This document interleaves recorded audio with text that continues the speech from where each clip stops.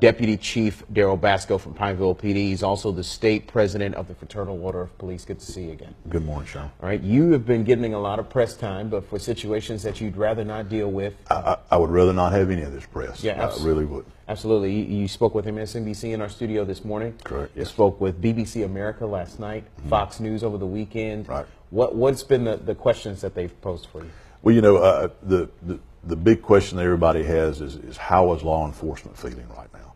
And sure, especially in Louisiana, you know, law enforcement, we're on heightened alert, heightened security at our police stations, and you can't help but feel that way, especially with it was a horrific day yesterday for law enforcement in Louisiana.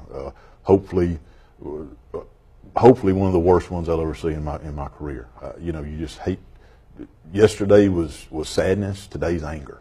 Mm-hmm. You know, and it's a constant bombardment, I guess, that law enforcement has now with social media and as live and as in your face as everything is. You say that plays a huge role in what they do every day. Well, sure. You know, you wake up in the morning, you put your boots on, you put the uniform on, and you want to go protect your community. That's why law enforcement officers become part of what they do.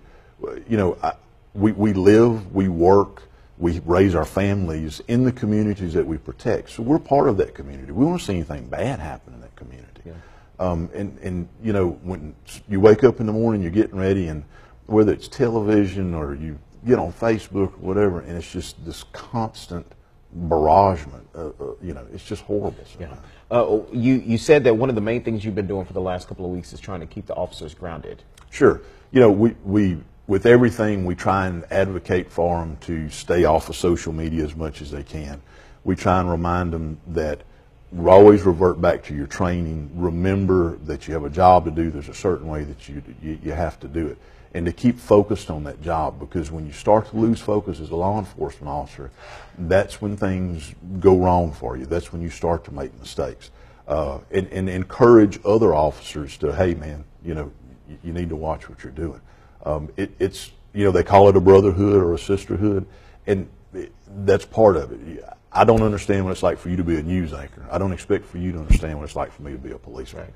But we have to rely on each other. But what's great is that in central Louisiana and in Louisiana as a whole, I said this on Fox News yesterday, I think we're unique.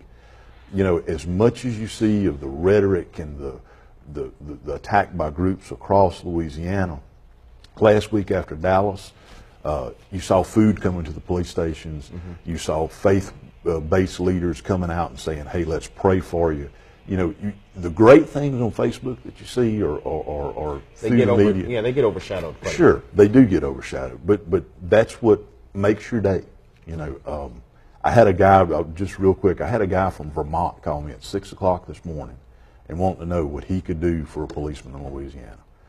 And when you have that type of outpouring, it's a great thing for the law enforcement community. Also, some physical things you guys have been doing. You say you've been taking some preventative measures for your officers. Yeah, we've been asking them to, our department administrations, either to put two people in a car, roll 2 cars to every call that's coming, securing our stations, houses a little bit better, making sure that when you go eat, whether we ask them to come back to the station and eat or we let them go and eat, you know, 2 or 3 at a time to make sure it's not for them to have a good time in the restaurant, but it's for people to do it. And we've had local restaurants call and say, look, send your policemen here. We'll put them in a table in a back room or away where they don't have to worry about what's coming in, so they can sit down and enjoy a meal. And that's a great thing. So the community is definitely sure showing up for you guys. Sure. All right, sounds good. Well, thanks for all that you do. No problem. Thank you, Sherman. We'll be right back.